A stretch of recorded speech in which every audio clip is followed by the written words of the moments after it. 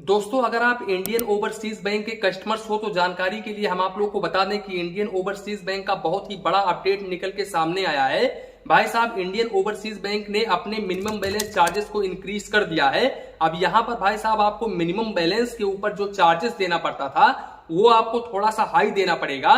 तो वीडियो को बिल्कुल भी स्किप मत करिएगा। देखो, यहाँ पर आज हम डिटेल्स में बात करने वाले हैं कि इन्होंने अपने न्यू सर्विस चार्जेस में क्या क्या मेंशन करके रखा हुआ है।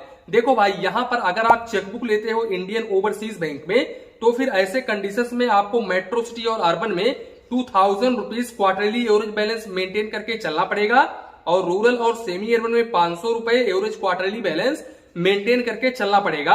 वहीं पर अगर आप पेंशनर्स हो तो फिर आपको 250 रुपए क्वार्टरली एवरेज बैलेंस मेंटेन करके चलना पड़ेगा। अब ये अगर आप चेकबुक लेते हो तो फिर ये अमाउंट आपको मेंटेन करके चलना पड़ेगा क्वार्टरली एवरेज बैलेंस। अब यहाँ पर अगर आप इस अमाउंट को मेंटेन नहीं करते हो, यानी कि क्वार्टरली एवरेज बैलेंस जो आपको बता रहा है इंडियन ओवरसीज बैंक, अब इस अमाउंट को आप मेंटेन नहीं करते हो तो फिर मेट्रो सिटी और अर्बन के कस्टमर्स को मैक्सिमम 110 रुपए प्लस जीएसटी चार्जेस देना पड़ता है। वहीं पर रूरल और सेमी अर्बन के कस्टमर्स को मैक्सिमम 75 रुपए प्लस जीएसटी यहाँ पर भाई साहब चार्जेस देना पड़ता है।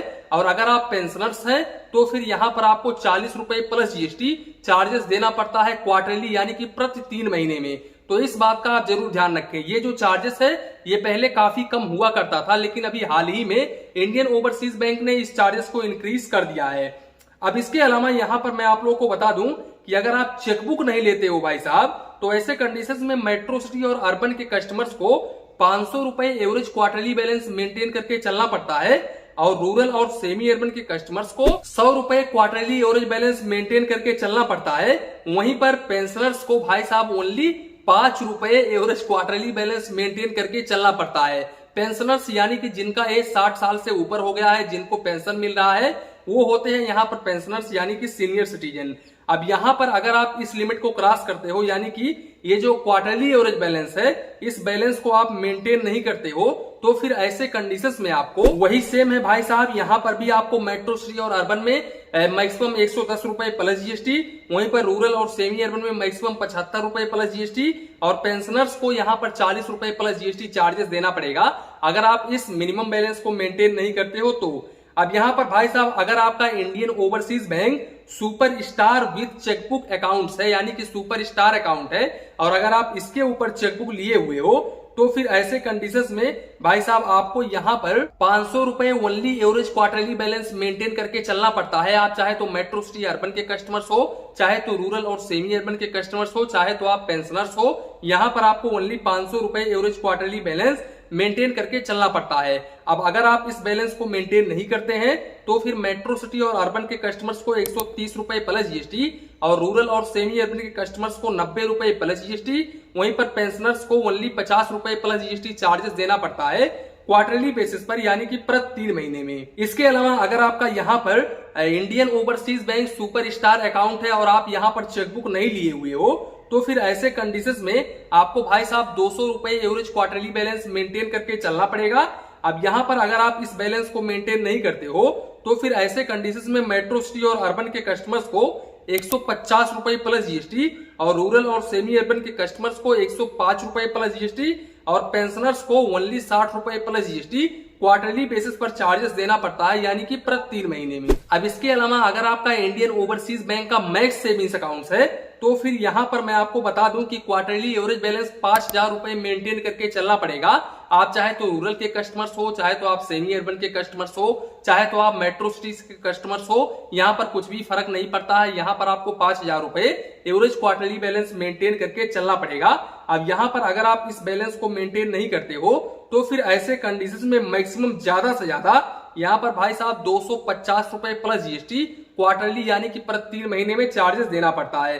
देखो, यहाँ पर अप टू 50% तक शॉर्टफॉल करते हो तो फिर 150 रुपए प्लस जीएसटी और 50% से लेकर के 75% तक शॉर्टफॉल करते हो, यानी कि कम मिनिमम बैलेंस मेंटेन करते हो तो फिर यहाँ पर आपको 200 रुपए प्लस जीएसटी।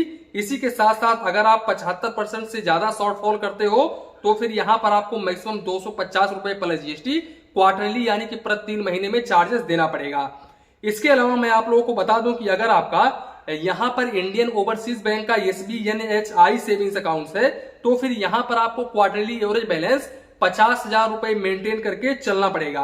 अब यहाँ पर अगर आप इस बैलेंस को मेंटेन नहीं करते हो तो फिर ऐसे कंडीशंस में अगर आप अप टू 50% तक शॉर्टफॉल करते हो तो फिर यहाँ पर आपको 250 रुपए प्लस जीएसटी, और अगर आप यहाँ पर 50% से लेकर के 75% तक शॉर्टफॉल करते हो तो फिर यहाँ पर आपको 300 रुपए प्लस जीएसटी।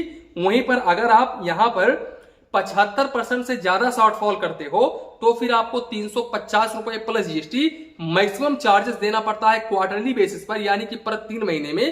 तो इस बात का आप जरूर ध्यान रखें। अब यहाँ पर भाई साहब कुछ बैंकों ने अपना मिनिमम बैलेंस चार्जेस 1 जुलाई से नील किया हुआ है, और ये भाई साहब है कि अपना मिनिमम बैलेंस चार्जेस बढ़ाए जा रहे हैं। अब आने वाले समय में हो सकता है कि ये गवर्नमेंट बैंक भी अपना मिनिमम बैलेंस चार्जेस नील करे, क्योंकि इनके बढ़ाने की वजह से मुझे पक्का मालूम है कि इनका जो कस्टमर बेस है ये थोड़ा सा नीचे आएगा, क्योंकि ज्यादातर लोग यहाँ पर Punjab national bank, bank of Baroda, Canara bank की तरफ जाएंगे, क्योंकि इन्होंने अपना मिनिमम बैलेंस चार्जेस बिल्कुल नील कर दिया है। वैसे दोस्तों आप कमेंट बॉक्स में कमेंट कर सकते हैं कि इंडियन ओवरसीज बैंक ने अपना मिनिमम बैलेंस चार्जेस बढ़ा करके अच्छा काम किया है या फिर नहीं किया है। तो दोस्तों कुल मिलाकर के यही था अपडेट। इसी के साथ में वीडियो समाप्त करते हैं।